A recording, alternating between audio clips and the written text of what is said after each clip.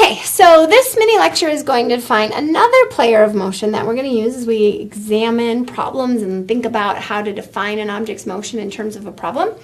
And this player of motion is acceleration. So what is acceleration? And in physics, acceleration is a very, spelled differently, there's only one L in acceleration, is a very specific variable, very specific physical quantity. It tells us that an object is changing its velocity, and that's it. It doesn't really tell us much more than the fact that the object is changing its velocity. So acceleration means an object is changing its velocity over a specific time. Now, we are only going to examine cases of constant acceleration. There is such thing as a changing acceleration, so how its velocity is changing, but we are only going to be worried about a changing in velocity that's constant, and that really works for a lot of sort of that first approximation of motion in the world. A lot of times we can deal with constant velocity, constant acceleration. So that is all the farther we'll go in this particular physics level, is constant acceleration. All right, so change in velocity in time, or a change in velocity as time goes on. Well, how might velocity change? Well, if I get faster and faster and faster, I'm speeding up. That means my velocity is changing. So acceleration could mean that the object is speeding up. If an object is accelerating, it could be speeding up. Well, another way to change my velocity is if I get slower and slower and slower. So slowing down is another way an object can be accelerating. And this is important because we often don't talk about it that way. When we talk about acceleration sort of in the general public, it generally means we're speeding up. I'm going to accelerate through the yellow light. I'm speeding up through the yellow light. But reality is, for those of you who slow down when you see a yellow light, you too are accelerating in terms of physics.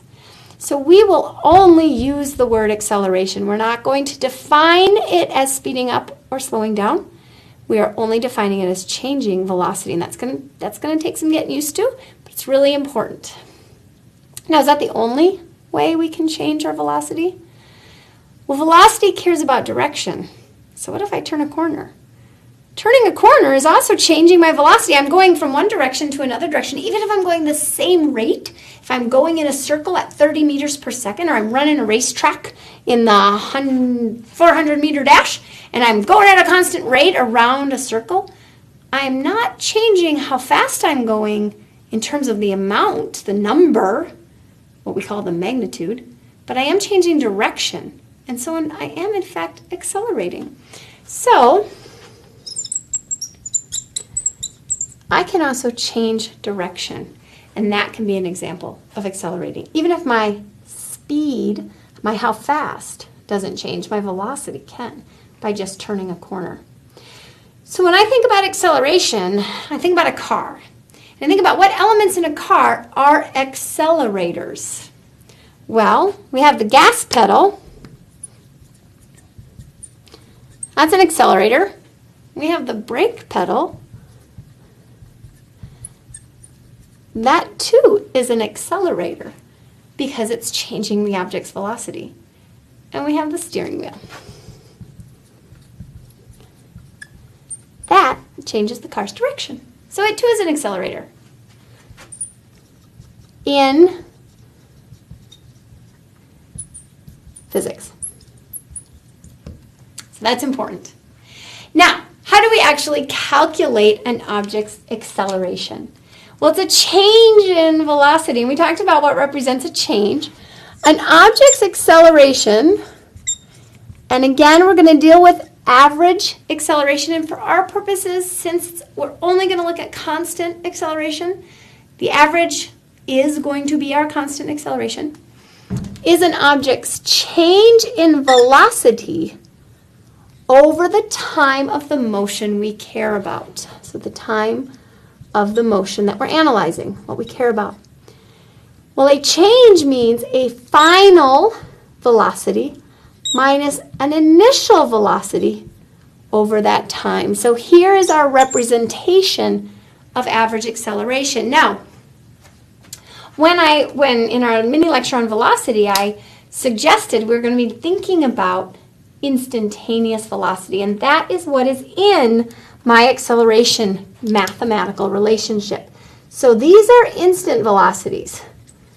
Specifically, the velocity at the beginning of the motion I care about, we have to define that time, initial time, and the end of the motion I care about. Final is the velocity when I stop caring. Initial is the velocity when I start caring.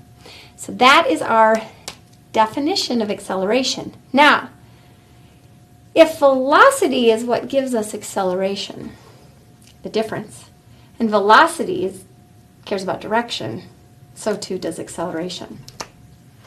So not direction of motion, as in this, we're changing the direction of the motion, but it is a vector. It cares about direction. So there's a positive acceleration and there's a negative acceleration. And what positive acceleration tells us and what negative acceleration tells us are not intuitive. And so there's an entire mini lecture going over specifically what does direction of acceleration mean. And I encourage you to do not only the worksheet associated with that mini lecture, but also look at it and go through that worksheet after you've tried it on your own to see how you did and to really internalize this idea of direction of acceleration, because it is not intuitive and we have a lot of misconceptions about it. So make sure to check that mini lecture out and do that worksheet. All right, good job.